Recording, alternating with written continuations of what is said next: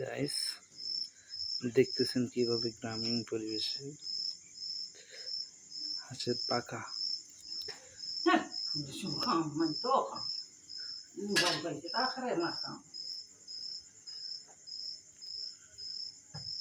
তো যদি আপনারা খালি মোর বয়স ছবি কেউ রিক্সালা ডাং নাঙ্গা মাথা।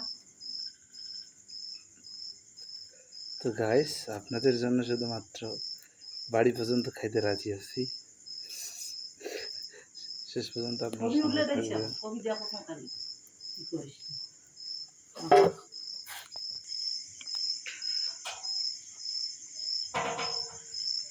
তো দেখেন শুরুতে ডানাগুলো ছিলতে হয়, ধীরে ধীরে পশমে যাইতে হয়।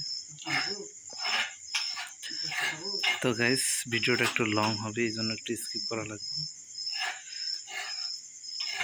তবে মনে রাখবেন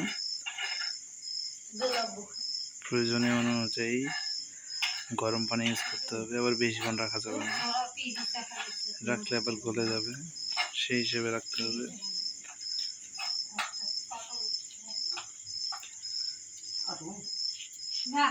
গরম পানিটা আমরা এই জন্য ইউজ করি যাতে করে পশমটা দ্রুত উঠানো যায়।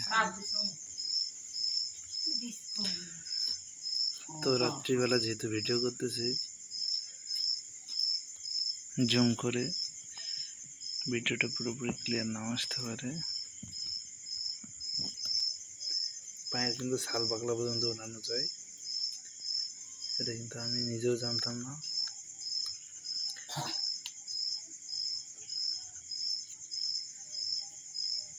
কত সুন্দরভাবে উঠে এলো। তো দেখলেন ভয়েস শেষ পর্যন্ত পরিষ্কার হয়ে গেল। তো গাইস শেষ পর্যন্ত শেষের দেখে, তো গাইস ফাইনালি একটু দেখার মতো হয়েছে।